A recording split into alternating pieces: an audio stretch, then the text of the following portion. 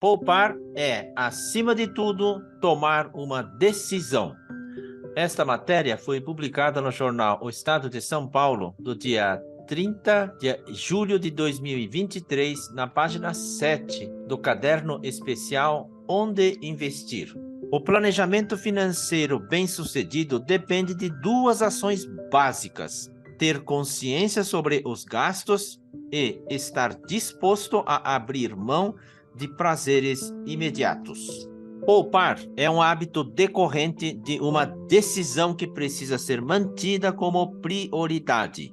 Por isso, os especialistas recomendam, como regra número 1, que o dinheiro destinado ao futuro seja separado logo no início de cada mês, como se fosse uma conta obrigatória, daquelas que não podem deixar de ser pagas.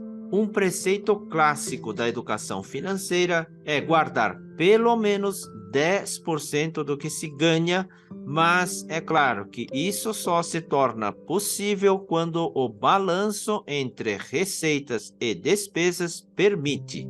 Para a maior parte dos brasileiros, essa perspectiva soa como um desejo inalcançável no momento. Pesquisa divulgada em meados de julho pela Confederação Nacional do Comércio de Bens, Serviços e Turismo, a CNC, revelou que a proporção de famílias brasileiras que declararam ter dívidas chegou a 78,5%. Maior índice desde que a sondagem começou a ser feita mensalmente em 2010.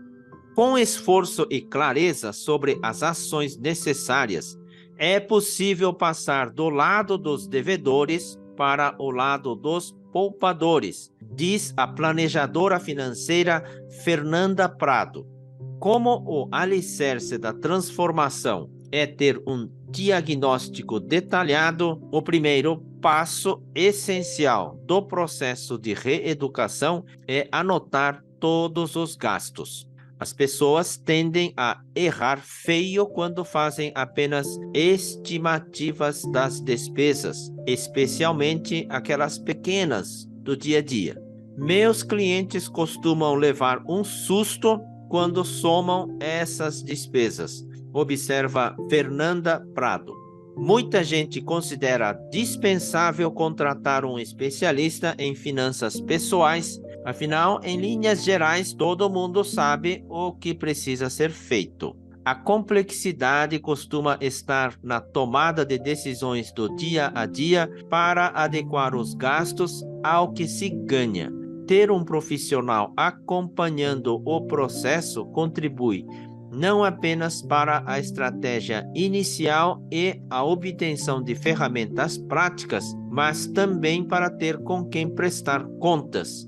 Outro ganho em potencial é evitar decisões equivocadas, como assumir compromissos para os quais não há lastro financeiro.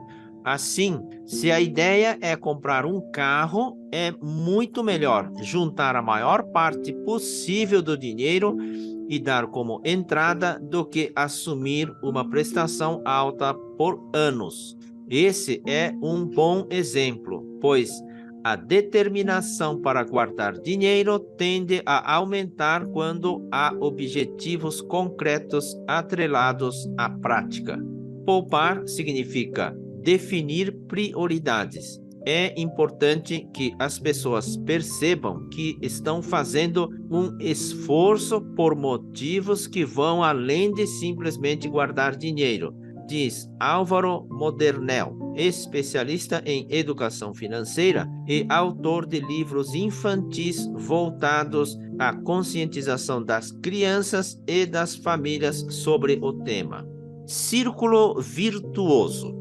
O desafio de guardar dinheiro se torna ainda mais complexo quando não apenas as despesas são variáveis, mas também as receitas.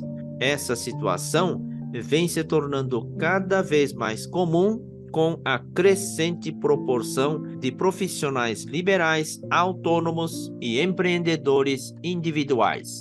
Em casos assim, Os especialistas enfatizam a importância de não confundir o faturamento com a receita do profissional. Antes de fazer uma estimativa do que seria um salário médio, é preciso descontar os custos diretamente relacionados ao funcionamento do negócio.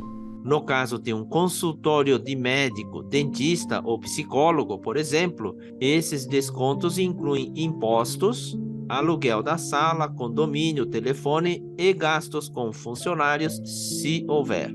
Com a lista das 12 últimas receitas líquidas mensais na mão, pode-se fazer a estimativa dos rendimentos futuros. Para efeito de planejamento financeiro, é importante que essa estimativa seja conservadora, ou seja, que tenha uma certa folga para comportar as oscilações de renda. Para isso, podem-se excluir da média os 2 meses com melhor receita ou considerar todos os 12 meses e tirar 20% da média apurada.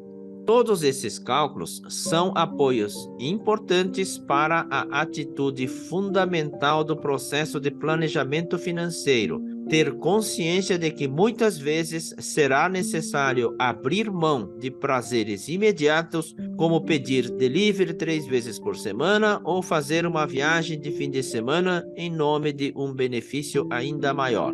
Alcançar equilíbrio financeiro gera um círculo virtuoso.